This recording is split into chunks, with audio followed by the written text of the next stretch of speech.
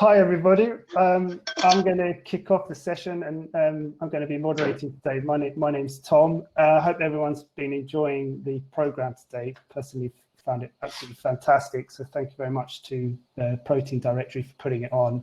And I hope everyone will enjoy this session that we've got now over the next 40 minutes too. I'm particularly excited about it because I think we've got some fantastic panelists here covering a huge range of experiences. So we've got fermentation here, we've got plant-based, and we've got 50 years of family experience in the conventional dairy sector as well. So the old fart. We're bringing everything to the table.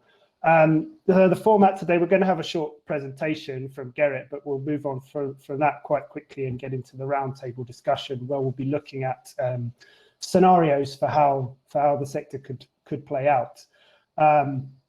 And we'll talk about that in terms of plant-based, in fermentation-based, and then we'll just have a discussion too on how all of us here in this community can collaborate to make sure that this transition or this revolution happens as fast and as smoothly as possible. So I'm just going to ask everybody to introduce themselves, because I think that's a nice way to do it. Let's go in order of how it is on my screen. So Irina, could you introduce yourself quickly to the audience? Yes. Hi, my name is Irina Gary. I'm the CMO of Change Foods. As of today, it's my first day on the job. But I do bring with me experience in plant-based food and beverage from Danone.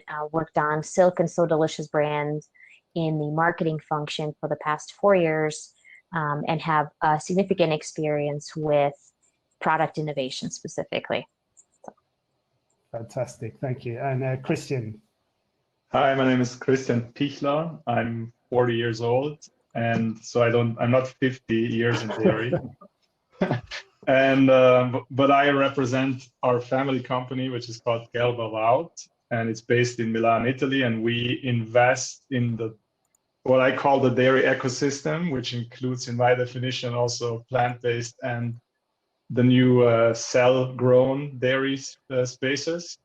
And yeah, I'm happy to be here. I used to work at Nestle. I used to do some investment banking with Goldman Sachs, and studied in Germany business administration. Did also a very old school German dairy technology course, which a lot of technology stuff. So I'm happy to be here and discuss. Brilliant, thanks, Christian.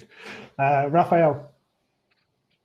Hey guys, great to be here. As it already says on the slide, my name is Rafa. I'm the co-founder and CEO of Legendary Foods. We're a Germany-based startup producing real milk proteins through fermentation, and then we use those ingredients to produce traditionally European cheese products first and foremost, starting with ricotta and mozzarella, and then moving into different cheese products. I'm originally from Switzerland, moved to Berlin 2.5 years ago. And this is where the company is based. I love Berlin, and it's great to be here. I actually see many familiar names within the participants list. So hi to everybody. Thanks, Raphael. Tony. Hi everyone, I'm Tony Hunter. I'm a food futurist. Basically my background's food science and technology. Not quite around 50 years, maybe not as young as Raphael, but or Christian, but hopefully some advantages there. And I've been in the animal agriculture side of the industry for 30 odd years, particularly in the conventional meat industry, and experience in some of the dairy companies, consulting for them recently. So I sort of come at things from, if I like, I look at the science and go where the science leads me. And it's a very interesting time. Superb. Thanks, Tony. And Gerrit. Yeah, hello everybody from my side as well. My name is Gerrit Sullmann. I live in Berlin, founded together with Gesa and Flora Butela White Green Partners, focused consultancy on alternative proteins. And before that, I worked for Ernst & Young and A.T. Kearney, so come from the consulting side.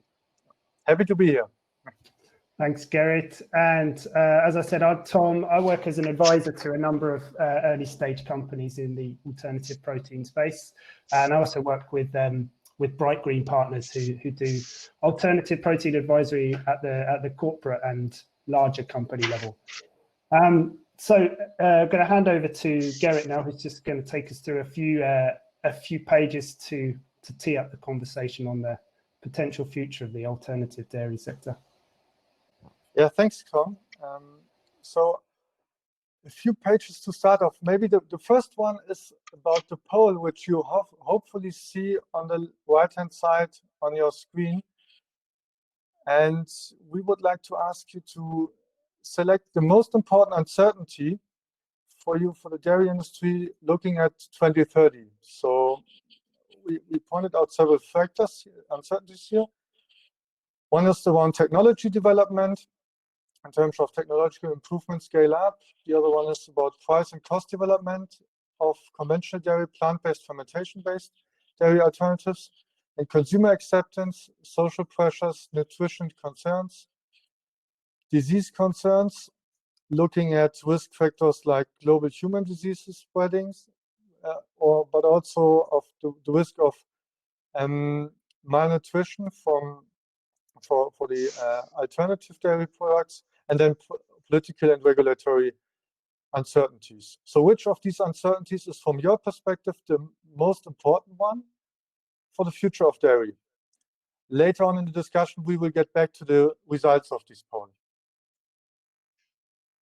But for now, I would like, looking at the total dairy market, we see that in the last years it was growing, and also in the future it will grow.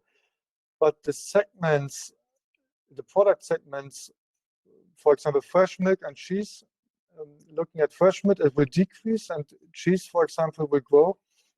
And so there is the difference between product segments. Nevertheless, overall, the dairy industry faces several challenges. On the one hand, a commercialization challenge in terms of the profitability, the volatile commodity prices, and the dependency on subsidies. Also, we recognize the dairy farm consolidation and changes in consumption behavior. Last but not least, alternatives are on the rise, and this is the main topic of this roundtable discussion later on. Also, if we look at the dairy food trends of the future, we see that alternative dairy products are an important trend. Of course, there's traceability, there are functional foods, the rise of the e-commerce sector, regional production, and so on. But alternative dairy is increasingly sticking out of these trends. And if we then look at the disruption rate of alternative dairies, we see that on the one hand, we have these end products like milk, cream, butter, and yogurt. On the other hand, we have ingredients. And the plant-based products at the moment focus mostly on the end products, but fermentation-based products focus on all categories. I think we will get back to this discussion later on when we have the group discussion as well. But the interesting point is that between end products and intermediate products, there are differences in terms of structural complexity, processing steps, and unit values. And so the fermentation approach in the future is interesting for both categories at the same time, even though they are pretty different from each other. And now several reports and several parties try to display the future of the alternative dairy scene. So on the one hand, we have these typical quantitative linear forecasts like Mintel, markets, and so on.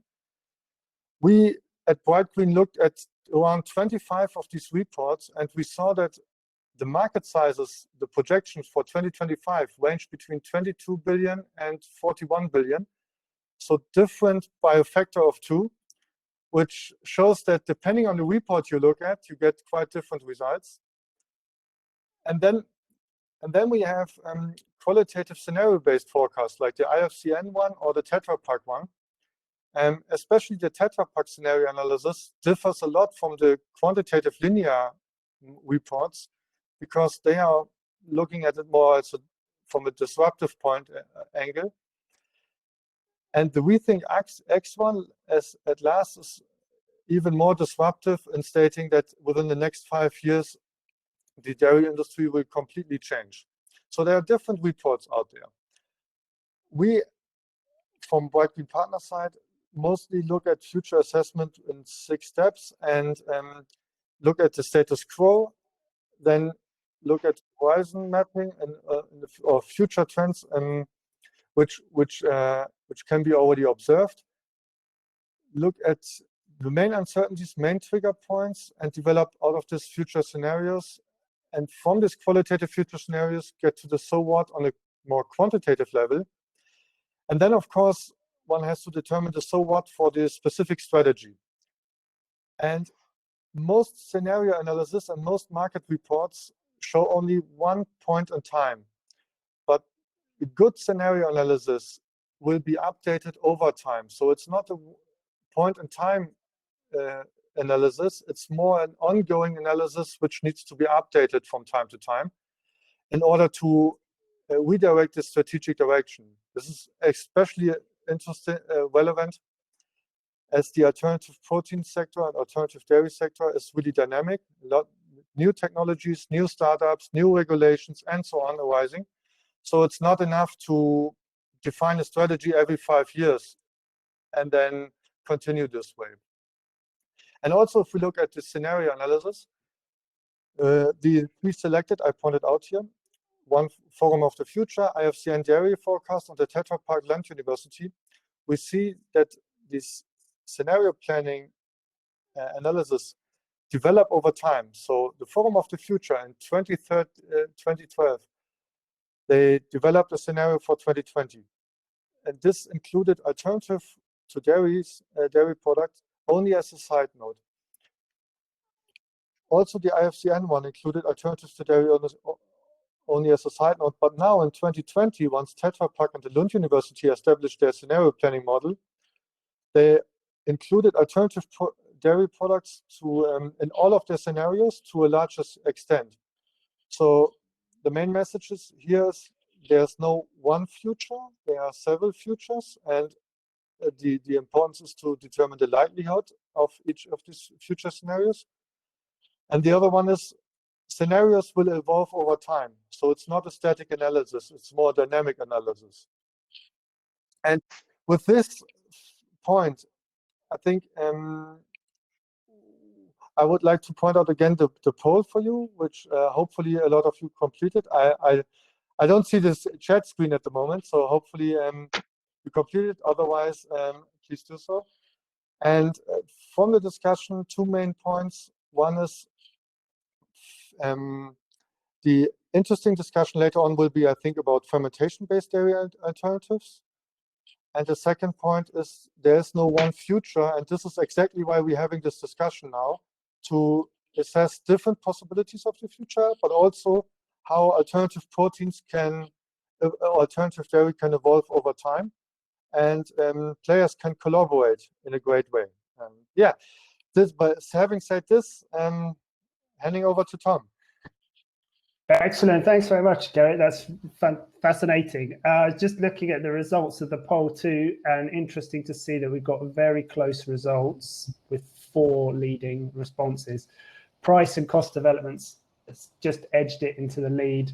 We've got consumer acceptance, technology development, and political regulation quite close behind. So I think it's going to be really interesting as we come into this next part of the discussion, talk about some of those driving forces and some of the points that you mentioned in those other reports as well, Gerrit. So let's start by looking at plant-based dairy alternatives. We've had some really interesting discussions along the way today. Obviously, we know that plant-based milk is well in the lead in terms of adoption within plant-based products. There's been a healthy debate on whether cheese will ever catch up in that space, and we've heard a lot about interesting new variants of products such as pea protein or pea-based milk today.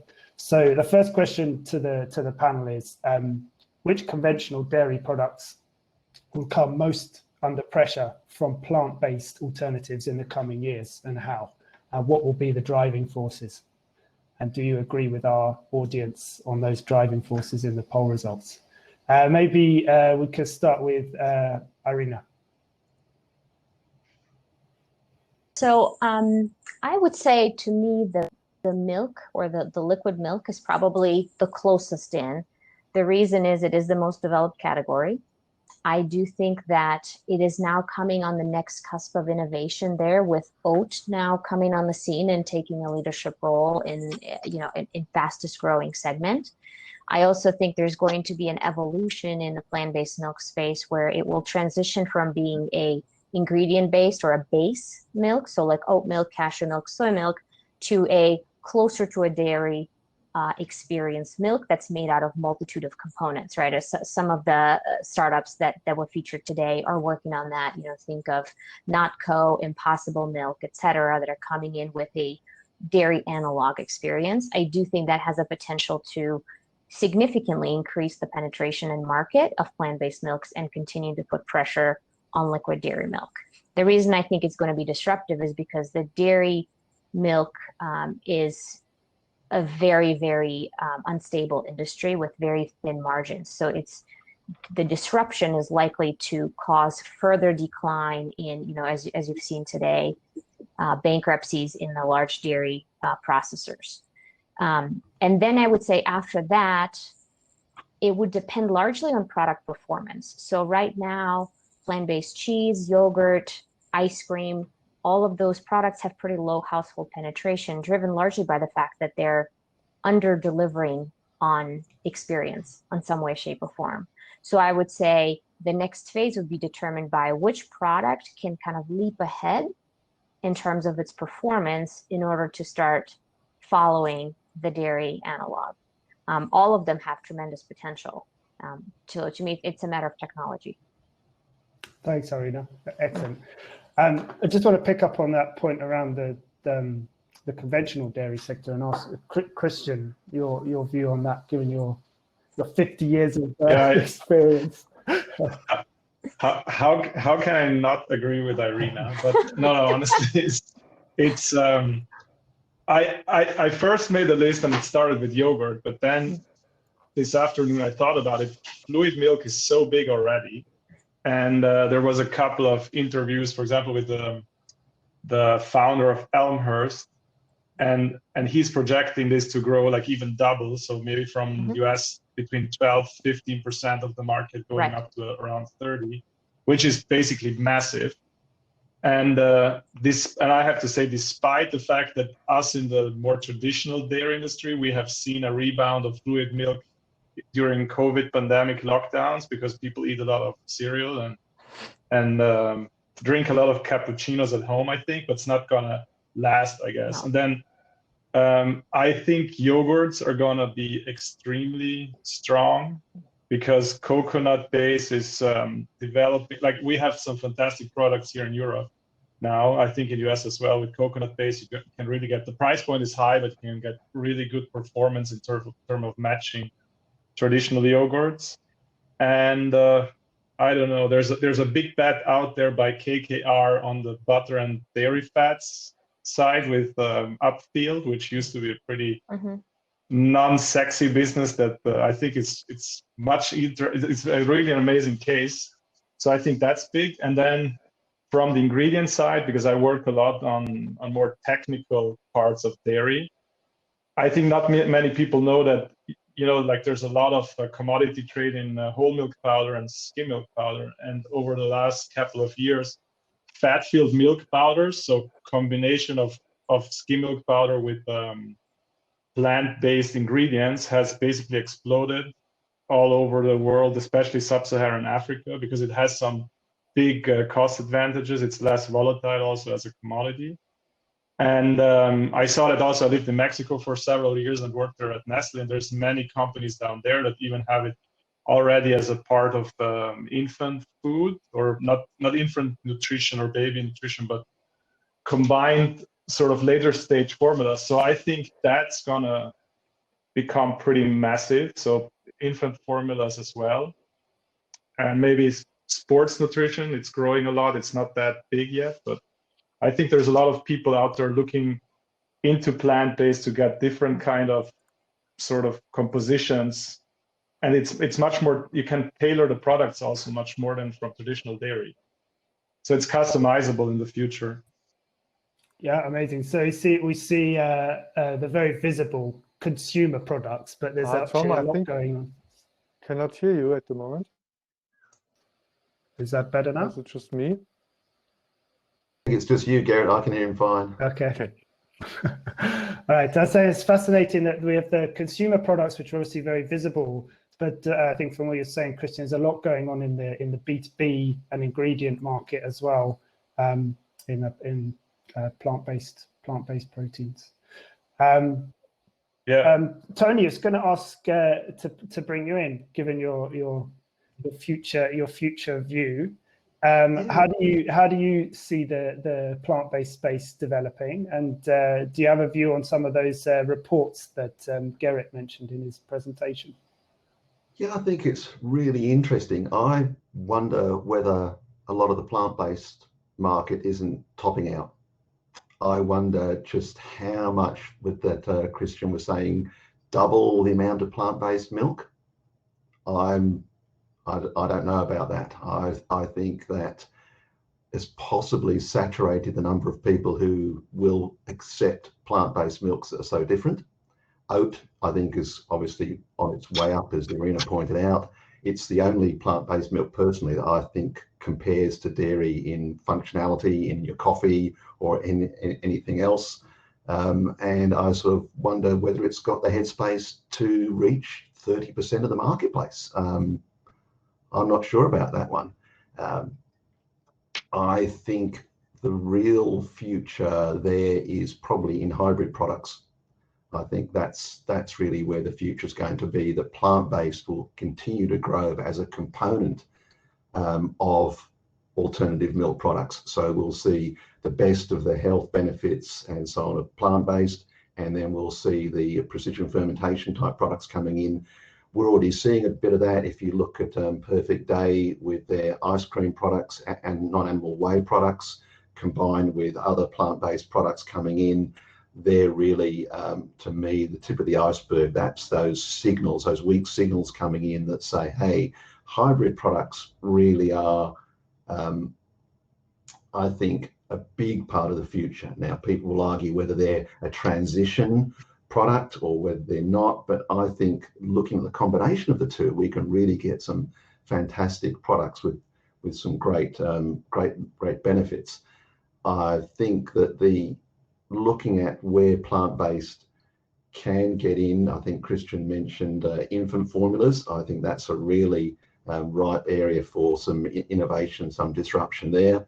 And as you pointed out, Tom, we look at some of those, the scenario planning put out by Lund, IFCN and Institute for the Future. There are many possible futures. I don't think anyone, and I'm including myself here, can predict the future, but I think there's certainly going to be changes. I think that's absolutely undeniable. Now, which way those changes are going to go, I think very interesting, the results of the poll that we did there, Tom. Certainly looking at, price is a major one. For me, in Australia here, I can get fluid cow's milk for $1.50 Australian a litre, and I'm paying $4.50 for Oatly. I'm really 3 times the price. It's nice, but am I, as a flexitarian, so convinced I'm going to pay triple the amount for my milk, which is good? It's an 8 out of 10. It's pretty good, but it's not the same experience. And as Irina was pointing out, what's that consumer experience? And I think we've got there, the next one is consumer acceptance. And I think that in the plant-based, that doesn't so much go around, oh, do I think, like for some of the fermentation one, is it some frankenfood or something? It's like, am I going to get the experience? Am I going to get that same experience that I expect? I've grown up on dairy, and it's some cultural factors in there too.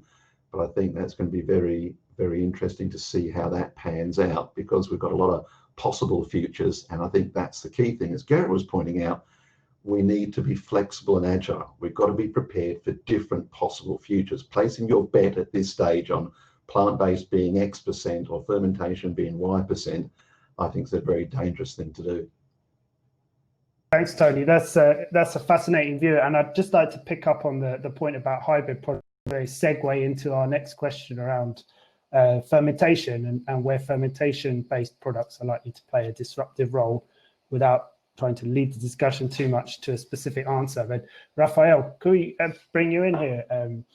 Give us some insight on on where you think your products might feed in to the sector, and how you see disruption coming from that point of view. Totally, Tom. I think first of all, just to connect to what Tony has said, I very much agree. It's probably like a co-evolution, and like, you know, whether it's plant-based or it's fermentation-based or is a new type of alternative, it's kind of the whole space moving kind of the same direction. And also, I think there's lots of interesting room for hybrid products. I mean, we've looked at some of these slides before that Gary presented, and I think, you know, where the plant-based products are really performing really strongly, as you know, Arina and Christian have said before, I think on the fluid milk side, yogurt side, I think where, you know, the plant-based ingredients are really suited to kind of replace some of the jobs that consumers are looking for. Whereas specifically, if you look at, I think, cheese products today, I still see the biggest gap, just because I think plant-based products are just not good enough. And I think the reason for that is that, you know, smaller quantities of really functional ingredients, such as, you know, whether it's whey proteins or casein proteins or some fatty acids, these are just, you know, if you look at the plant-based alternatives, nature didn't design those to do the same jobs, which is why it's so hard to replicate. And this is really reflected in the sales numbers. If you look at fluid milk, liquid milk, you're approaching the 20% of the whole market. Whereas if you look at cheese, you know, it's really a rounding error right now. So I think that's going to be one really interesting product, specifically since if you ask the consumers and the flexitarians and the reducitarians, who are the interesting consumer group, I think, they're desperately looking for more sustainable, you know, cheese alternatives. So for us, cheese is a really interesting one. And I think contrary to what we've seen maybe on the slides, I think, you know, I think the balance to strike really is, you know, where do the ingredients, the novel ingredients, really show their functionality, but also where can you strike a good balance in price? So for example, you know, the really purified whey protein isolate, casein protein powder, I think initially that's going to be very hard to compete with, just, you know, because of a price point of view. Whereas if you look at a cheese, for example, when you think like, you know, a percentage of up to 20%, where really the difference show, I think this is really, really interesting. So I think initially fermentation picks off where plant-based cannot really deliver. But also there's a variety of products where I think hybrids will be interesting if you add like a small quantity of functional ingredients to really, you know, heighten the consumer experience along the way. Fantastic. And as Tony said, I mean, that's what they have done with their Brave Robot ice cream, isn't it? They've produced whey protein, and then they've combined that with plant-based fats and other plant-based ingredients to make something which is a better tasting,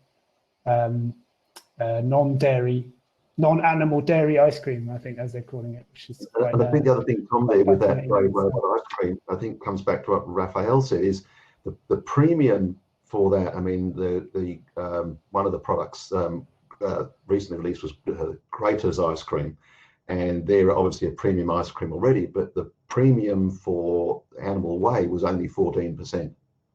Now, as my example with the oat milk, the premium is 200% over the product, and you look at alternative meat products, premiums have been up to 100%, 200% over conventional products.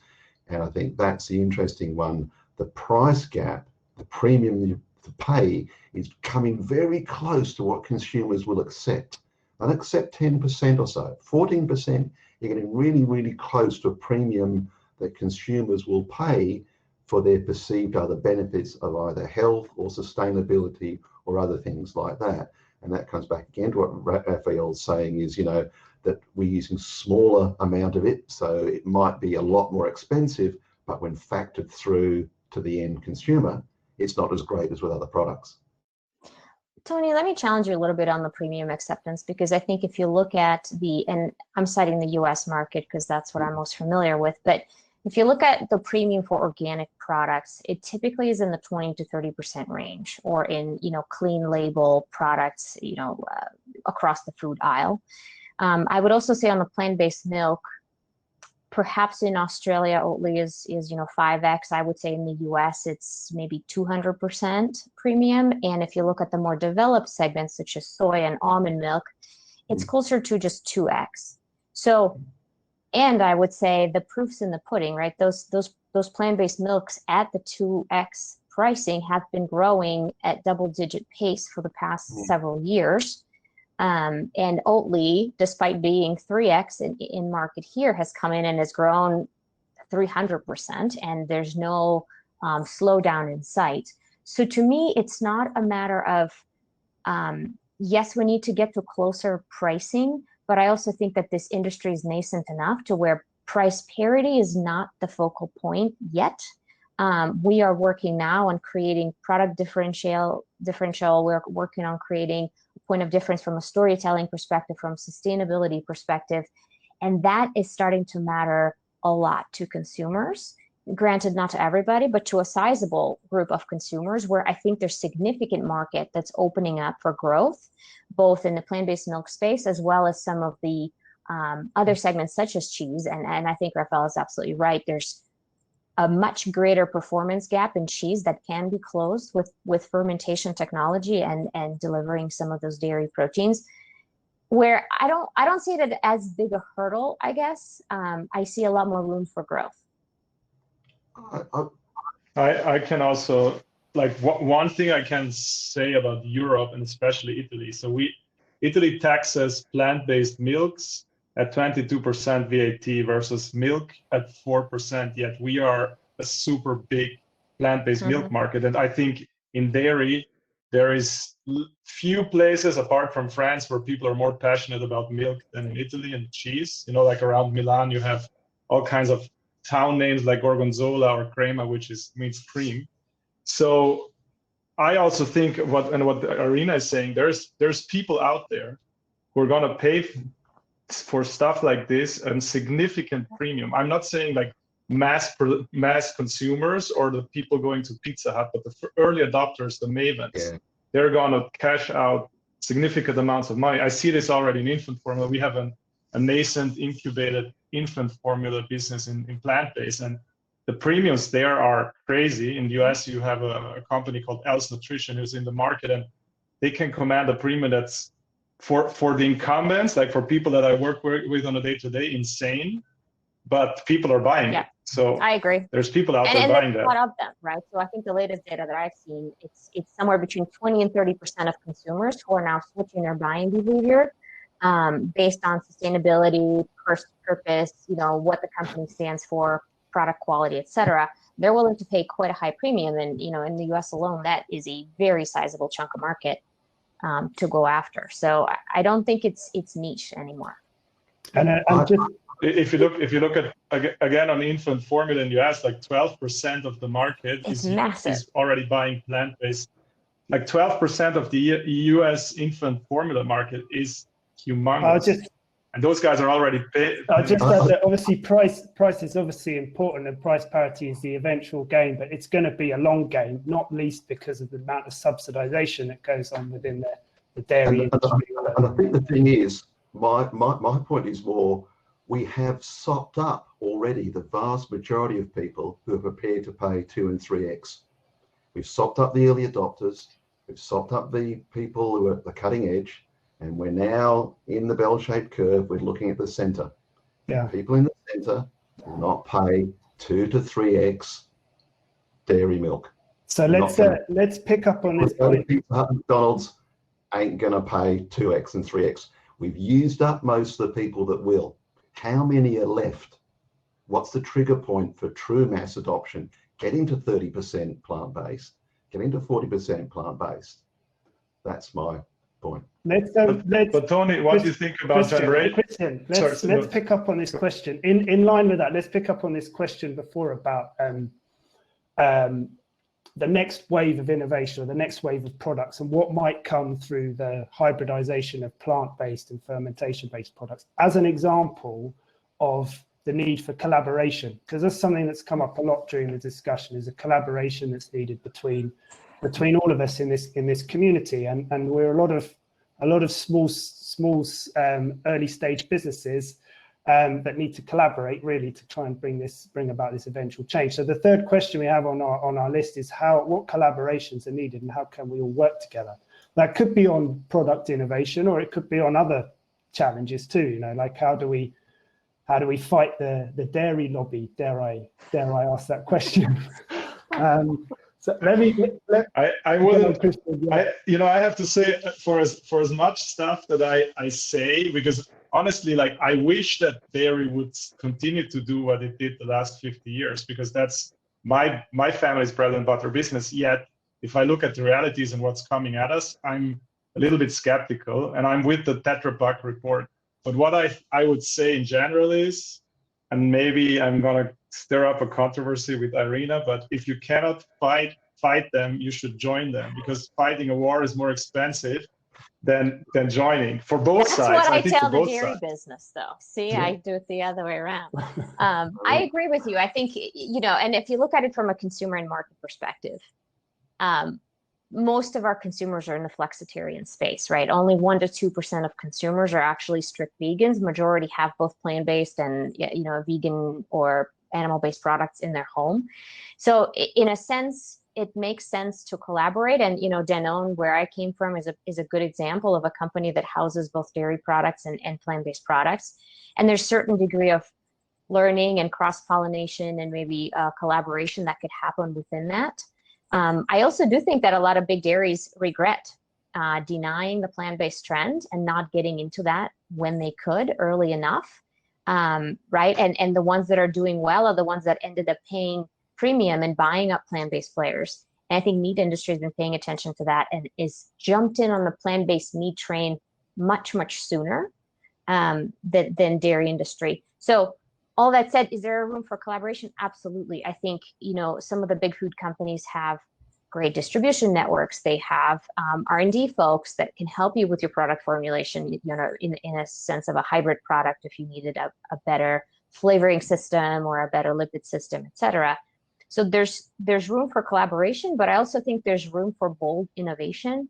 And sometimes if you tie the two together a little bit too much, you slow down the progress. So, look at Impossible, look at Beyond. They went at it alone on purpose. And I think same with Oatly.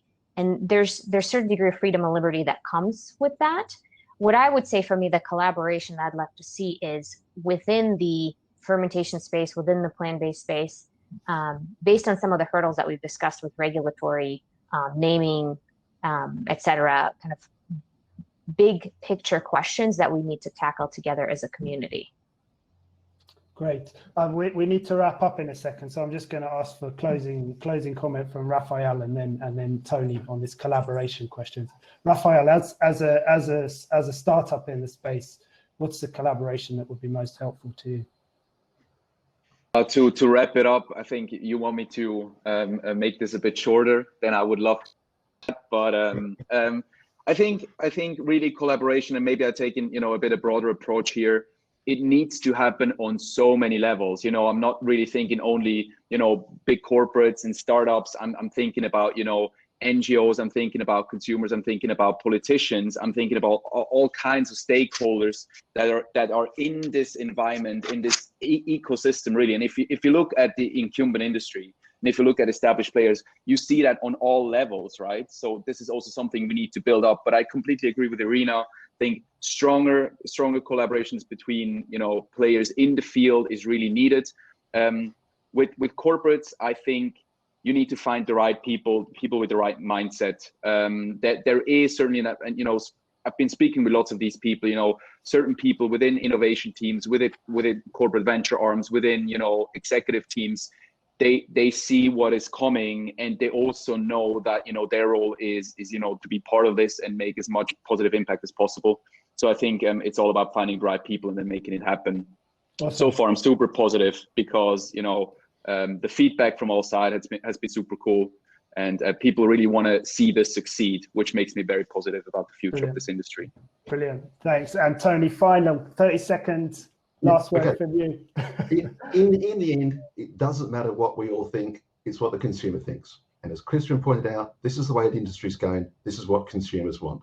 We need to serve what consumers want. If the dairy industry sees its job as selling cow milk, then if plant-based or fermentation come along, they've got no industry. The dairy industry needs to rethink what its job is, how it views itself. If it views itself as supplying nutritious fluid milk and dairy type products or whatever to consumers to meet their needs, they will always have a business, irrespective of whether they make it from plants, cows, microbes, or whatever. And the big dairy companies, no one knows what consumers want more than the big dairy companies. So people that go, oh, they're the enemy, they're the evil, we shouldn't let them get involved in our lovely plant-based products. Well, no, they've got, as I point out, they've got distribution, R&D, everything else. You want the transition, get the big guys on side, get them to help drive what the consumer wants and view their business in a different way. Awesome. Thank you all so much. I've really enjoyed this discussion. I feel like we could go on for another hour. I hope everyone enjoyed it. Some great questions coming up in the chat. Sorry that we weren't able to go through those. Enjoy the rest of the conference. Everybody have a nice evening and rest of your day. Thanks a lot.